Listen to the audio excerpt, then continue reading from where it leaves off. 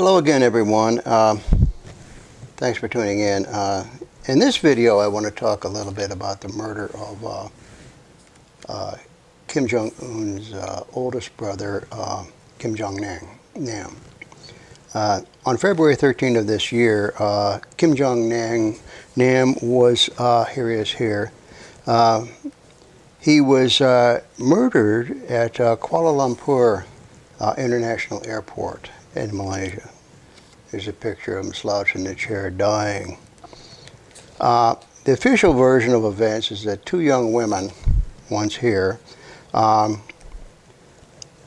name is Siti Aisyah of Indonesia, and the other is Don T. Huang of Vietnam. I'm bad at pronouncing those names. Supposedly they wiped a cloth containing with VX nerve agent across his face. Apparently he had told somebody that somebody had sprayed him in the face with something. So either the cloth or spraying or whatever, supposedly VX nerve agent, and he died 20 minutes later. Apparently the girls are supposedly had some on their clothes, their hands, but VX nerve agent is really nasty stuff. It's about 10 milligrams is fatal on your skin. And how much is 10 milligrams? Well, a quarter teaspoon is 100 milligrams. And so you take 1/1000th of that and then multiply it 10 times. And that gives you an idea how tiny of amount of that you get on your skin to kill you. And yet the girls used a cloth with VX nerve agent on it. And, you know, that's obviously illogical. It doesn't hold up. And even if they sprayed it, a little bit of the fumes, they would have inhaled it and it would have killed them as well. Now, supposedly there was some found on their clothing or whatever. So it's really unclear what killed Jong Nam. It just supposedly VX agent, who knows. There were four men, supposedly from North Korea, because they were carrying North Korean passports. And they boarded airplanes. Apparently they observed what happened, and they boarded airplanes and left, and the Malaysians made no effort to call the airplanes back or to notify authorities at the other end, we want these guys. They were just allowed to leave. And right away they said, well, they're North Korean agents, and they were behind it, and they left. But the girls are getting stuck with it. And I'll say a little more about the four guys after a bit. But there's really, beyond that, there's really no evidence that North Korea was involved, other than they say, well, these four guys are from North Korea. So the two girls are being tried for murder, and it carries a death penalty. So, to my way of thinking, it was probably more likely that South Korea carried out the hit. And why do I say that? Well, you get back to the old crime-solving formula, means, motive, and opportunity. Well, North Korea definitely had the means to kill Kim Jong Nam, and they certainly had the opportunity. But what was the motive? And why would they want to kill him? I want to see the motive. Here's the Kim family tree, and I've circled Kim Jong-il. He's in red. Kim Jong Nam is in green, and Kim Jong Un is in yellow. And you see at the bottom there's only 4 members of that third generation. So the 4 members are, Jong Un, Jong Chol, Yo Jong, and Jong Nam. So those are the 4 members that we know about. So now it's important to understand that the Kim regime is really royalty, is what it is. It's just no different than medieval house of royalty, anything, these European things or anywhere else. It's for all intents and purposes a royal house, and they look to the sacred mountain, Mount Paktu, here it is, as that's the source of their legitimacy. They call it the bloodline of Mount Paktu. And so even though Kim Jong Nam, I mean, he was part of that bloodline. And really, their persons are sacrosanct, just like any medieval king or prince or whomever. They're anointed. You have their divine right to rule, in so many words. Here's a picture of Jong Nam's mother, the actress Song Hye-rim. She was married and then she divorced and she took up with Kim Jong-il. And for all intents and purposes, they were probably never married. So Kim Jong-nam was the natural son of Kim Jong-il. But he still had the right. He still had the bloodline descended from his father. And but clearly, Kim Jong-nam was not leadership material. He liked to have fun. He liked to party. He liked to have a good time. Whereas Kim Jong-un was far more serious. He was a serious student. So, and Kim Jong-nam said a few things when he got out on his own. He said a few things critical of his brother and of the regime, but he can do that and get away with it because, again, he's part of that royal family. So he has,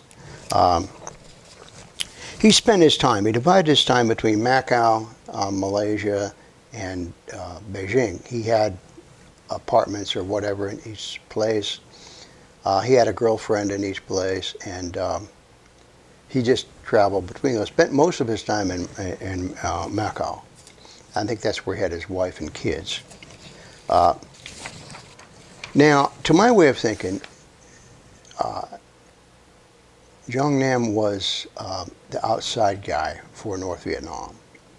He had this thing where he had a cover of being a party guy and that sort of thing, but he was actually cutting a lot of deals for back home for his brother.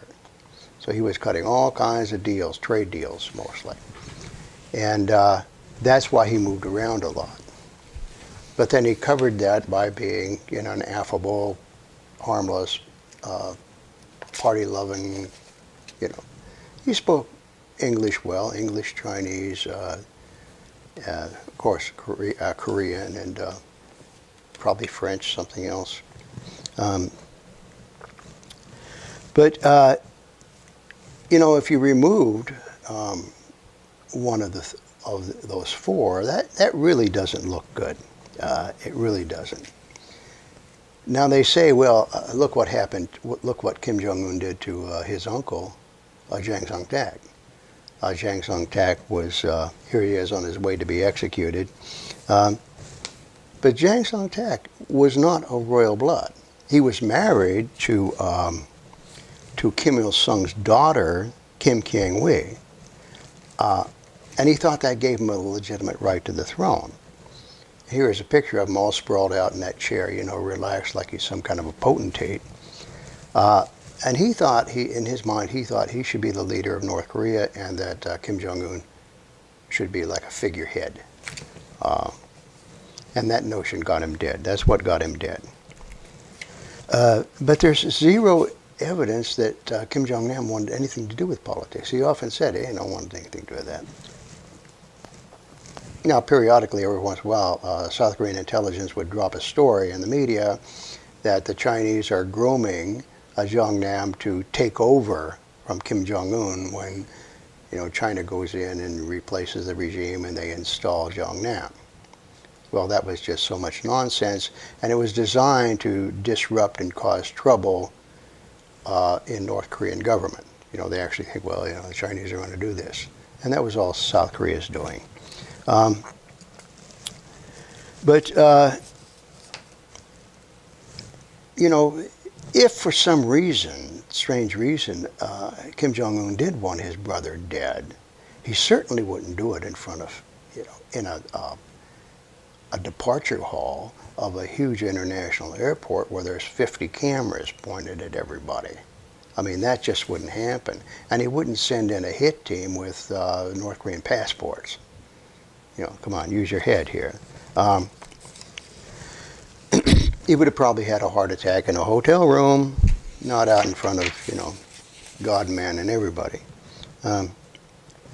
But just to give you an idea how professional assassinations are carried out, I remember reading quite a few years ago about how the Mossad, the Israeli Mossad, goes about it.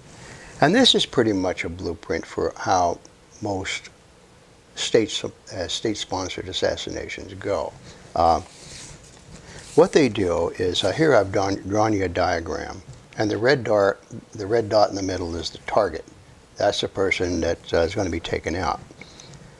Now the blue box here, that represents a surveillance team. They send in a surveillance team. If they know that the target's in a certain country, they send in the surveillance team, and there's 20, 30 of these people, and they kind of get an idea where he goes, and they watch his movements, and they try to find a pattern where he's going to be at a certain time. That's really important. Now once the target is studied, then they bring in a logistics team, and that's here in the green box. And the logistics team, their task at the front end of this, their task is to bring in the hit team. They provide transportation, they provide the safe house, they provide the weapons, they do everything like that. That's their job of the logistics team. Then in comes the hit team, and they're probably only in the country for a couple of hours unless they're installed in a safe house and then brought out, make the hit, go to another safe house in another country. But anyway, that's what the logistics team does. They guide the hit team to the target. That's done. And then the hit team has to get out. And so you have another logistics team, could be the same one, could be different. And here that is the box in brown. And they get the hit team away from the scene. It happens to happen real quickly. They've got all these different routes they do. They get them away, either back to the safe house or out of the country, preferably out of the country right away, if they can do that. And then finally, the pink rectangle here, that's for the cleaners. And they come in and they'll dispose of the weapon, they'll clean up the site, they'll do everything they can to erase any kind of forensics. They might even get rid of the corpse. All kinds of different things they'll do. But anyway, that's the classic example of how an assassination attempt sponsored by the state is carried out. So you can see that's not what happened here. I mean, these four guys come in. They find two unassuming girls that think they're going to be making some extra money. They told the girls, well, this is for a prank TV show. You go up and spray stuff in people's face, and then we film their reaction. And they'd done it a certain time. They'd rehearsed it in a few places. And then they pointed them at this Jong Nam and nailed him.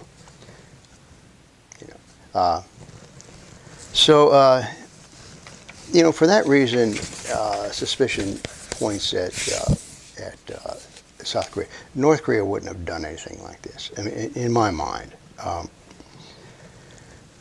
And for another thing, the motive of South Korea is that they've been trying to kill, along with the American CIA, they've been trying to kill Kim Jong Un almost ever since he came into power. They call that decapitation. The decapitation teams, they talk openly about it. They want to kill him. And maybe that's what Trump alluded to just a few days ago when, we'll deal with him, we got it covered, we're going to deal with him. They tried to kill Kim Jong Un back in April 15th when he visited, on the birthday of his grandfather, when he visited Kumsusan Palace of the Sun. And at midnight he goes in there, and that was an attack by a VX nerve agent. And that was thwarted at the last second. Somebody found that, and they found out what happened. But that's when they tried to hit him. So, to my way of thinking, because South Korea has failed several times to kill Kim Jong Un, they said, well, let's kill his brother instead, and we'll send a message to him. Okay, we can't get to you, we'll get to your brother. And as an added bonus, South Korea would drive a wedge between Malaysia and North Korea, because up to then, Malaysia and North Korea had enjoyed warm relations. I think they even had visa-free travel, I believe. But anyway, they were very close. And then South Korea says, well, we can't have that. So they kill Kim Jong Nam to piss off Kim Jong Un. Plus, they alienate Malaysia and North Korea. And it's just like South Korea did with getting the State Department, the U.S. State Department, to ban American travel to North Korea. The same thing. See, now South Korea has driven a wedge between the United States and North Korea. So now no Americans are going to be going to North Korea, and North Koreans going, well, these Americans aren't so bad. South Korea doesn't want that. So, but again, let's look back to these four men. Here's their pictures, and for one thing, why would they be carrying North Korean passports? And why would they be doing that? They'd be carrying South Korean passports, because North Korea has some of the best counterfeiters and document forgers on the planet. They're extremely good, so they can whip you up anything, complete with the biometrics thing and everything. They got that down cold. So why would they bring in, on their own passports? But the one tell that gives it away, if you look at these pictures, and I've circled them in red on the two guys, you see the sideburns?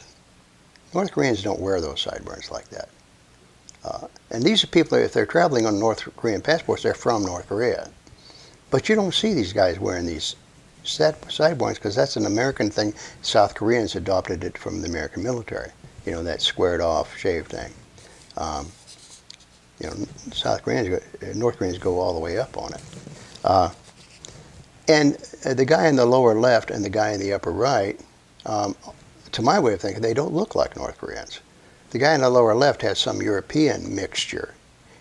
You can tell by his nose. Almost looks Slavic. The guy in the upper right looks either Vietnamese or Thai or something like that. And you don't see this much of an ethnic mixture in North Korea simply because they've isolated themselves. South Korea has people coming in from everywhere. Chinese, Thai, everywhere. They come in and live there.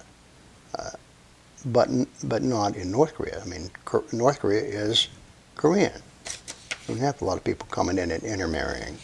So that, to me, is a giveaway there.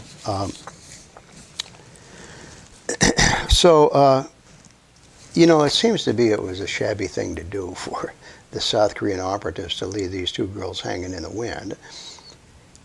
These four guys just bring them in and then bang, hang them, and then they're taking the fall for it. They're on trial. And it's like a dog and pony show. These two girls on trial. The Malaysian government is really hyping this up. They put the girls in bulletproof things, when they bring them into court, like they're big criminals. They got the court surrounded with paramilitary troops, and the judge and the prosecutor, the attorneys, they're all wearing masks against VS gas. For two girls that got roped into doing something that they didn't know what they were doing. There was no intent. And will they get, the punishment for that is the death penalty. And will they get it? Who knows? But South Korea, keep in mind, South Korea is calling the shots here. So whatever South Korea wants, the Malaysians will give them, simply because South Korea has unlimited funds. Just like they buy the American Congress, South Korea buys the loyalty of the American Congress, the American military, American State Department, and various other bureaucracies. I mean, South Koreans just dump millions and millions and millions of dollars into Washington, D.C. Washington, D.C. does whatever the South Koreans want. Same thing in Malaysia. South Korea will dump $10 or $20 million, spread it around, and the girls will probably be convicted. And the Malaysians aren't looking for these four guys that hightailed it out of the country, the four guys with North Korean passports. They're not looking for them. They filmed them. They knew who they were. They were right there. They went out the gate. They got on the plane. And Malaysia didn't get on the radio and call these airplanes back, or they didn't notify the authorities at the other end. Look, we're looking for these guys. You grab them. They just let them go. And they said, well, they're North Korean, and I think one of them went to Vladivostok and someplace else, Beijing or whatever. And I mean, the Chinese, if the Malaysians asked them, the Chinese would have grabbed them at the gate and sent them back. Not a problem. Certainly the Russians would have. And here's, I think, is the tip-off. Here's at the end, and I'll end the video with this, is that I just read, like yesterday, at Panmunjom Peace Village, they have a telephone there. And there's a ritual that every day South Korea picks up the telephone and calls North Korea at a certain time, and somebody answers, and they go, hi, how you doing? Have a nice day. And North Korea does the same thing. They call back. So they have this calling back and forth. It's just a ritual to keep the line open. Nobody says anything. But for the past quite a while, South Korea has been calling, and all they get is a dial tone. Nobody answers in North Korea. They got no answer. And through all the other nonsense in past years, North Korea has always answered the phone. Now they're not answering. And it could well be that there's two things. One is that they killed Kim Jong Un's brother. You know, he had the blood of Mount Paktu in his veins. He was royalty. And they tried to kill Kim Jong Un. And those are the two things that I think have really pissed Kim Jong Un off. He's just madder than a hornet on that. But he's not saying anything because North Koreans don't talk about that sort of thing. But he's screwing together the nukes like crazy. And yeah, if it happens, I thought for a long time, I said, if something really happens on the peninsula, the North Koreans will be very, very reluctant to attack their own people in the south, because there's this very, very close relations. They're all Koreans. So, I mean, they would attack Americans, whatever, but not their own kind. But now I've changed my mind.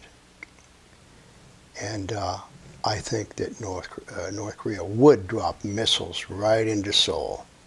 You know, this is Kim Jong-un's way of saying, you know, you killed my brother, you tried to kill me. Okay, fine, all bets are off. No more Mr. Nice Guy. I'm not talking to you anymore. And the United States they probably told the United States what's going on. And, you know, there's really stiffened North Korea's resolve. Otherwise, they might talk. But North Korea is telling the Americans, no, and look what they did. You know, this crosses the line. So anyway, I'll leave it there. This is a subject that deserves a lot more attention than I'm giving it. Just not in the 20 minutes or so, you know, 2 or 3 hours. But anyway, yeah, this was, to my way of thinking, this was a South Korean hit. It was done so badly and so clumsily.